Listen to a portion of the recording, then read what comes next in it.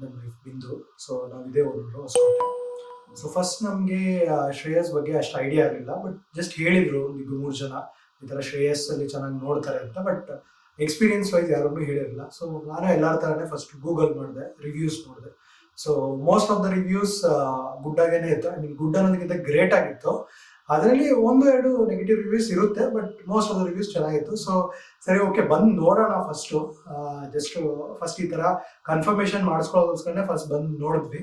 2-3 ಸಲ ನಾವು ನೋಡಿದಾದ್ಮೇಲೆ ನಮ್ಗೊಂದು ವೈಬ್ ಬಂತು. ಲೈಕ್ ಇಲ್ಲ, ಡಾಕ್ಟರ್ಸ್ ಹತ್ರ ಮಾತಾಡುವಾಗ ಡಾಕ್ಟರ್ ಹೇಗೆ ನಮ್ಗೆ ಇಂಟ್ರಾಕ್ಟ್ ಮಾಡಿದ್ರು, ಅವ್ರು ನಮಗೆ ಅಡ್ವೈಸ್ ಮಾಡಿದ್ದು. ಲೈಕ್ ಫಸ್ಟ್ ಬೇಬಿ ಫಾರ್ಮೇಷನ್ ಅಂತ ಹೇಳಿದ್ರೆ ಇವಾಗ ಕನ್ಫರ್ಮೇಷನ್ ಅನ್ನೋದು ಒಂದು ಬಿಗ್ ನ್ಯೂಸು. ಅದನ್ನ ಕನ್ಫರ್ಮೇಷನ್ ಕೂಡ ನಮ್ಗೆ ಎಕ್ಸ್ಪ್ಲೇನ್ ಮಾಡೋದು.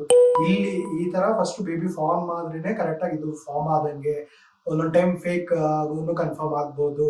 ಜಸ್ಟ್ ಇದ್ರ ಮೇಲೆ ಜಸ್ಟ್ ಇದ್ರ ಟ್ಯಾಬ್ಲೆಟ್ ಮೇಲೆ ಡಿಪೆಂಡ್ ಆಗಬೇಡಿ, ಸೊ ಅದರಿಂದ ಕನ್ಫರ್ಮೇಷನ್ ಆಗಲ್ಲ ಅಂತ ಹೇಳ್ಬಿಟ್ಟು ಕರೆಕ್ಟಾಗಿ ಎಕ್ಸ್ಪ್ಲೇನ್ ಮಾಡಿದ್ರು. ಅಲ್ಲಿಂದ ನೆಕ್ಸ್ಟ್ ಒಂದು 3-4 ಮಂತ್ಸ್ ಆಗೋ ಅಷ್ಟರಲ್ಲೇ ನಮ್ಗೆ ಕನ್ಫರ್ಮೇಷನ್ ಇತ್ತು. ಲೈಕ್ ಇವೊಂದು ಊರು ಬಂದ್ಬಿಟ್ಟು ವೈಟ್ ಫೀಲ್ಡ್ ಆಗಿದ್ರು ನನಗೆ ಒಂಥರ ಕಾನ್ಫಿಡೆನ್ಸ್ ಇತ್ತು ಇಲ್ಲಿ ಚೆನ್ನಾಗಿ ನೋಡ್ತಾರೆ ಅಂತ. ಸೊ ಬೈ ಗಾಡ್ಸ್ ಗ್ರೇಸ್ ನಮಗೆ ಸಾಟರ್ಡೆ ಬಂದ್ಬಿಟ್ಟು ಬಾಯ್ ಬೇಬಿ ಆಗಿದೆ. ನಾವು ಸಾಟರ್ಡೆ ಅರೌಂಡ್ ಮಿಡ್ ನೈಟ್ ಅಲ್ಲಿ ವಾಟರ್ ಬ್ರೇಕ್ ಆಯಿತು. ನಮ್ಗೆ ಐಡಿಯಾ ಇರಲಿಲ್ಲ.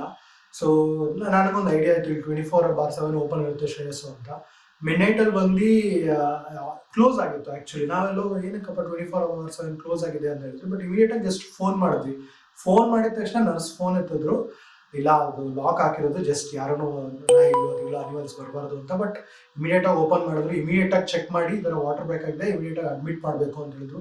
ಮಿಡ್ ನೈಟಲ್ಲಿ ಡಾಕ್ಟರ್ಗೆ ರೀಚ್ ಔಟ್ ಮಾಡಿದ್ರು.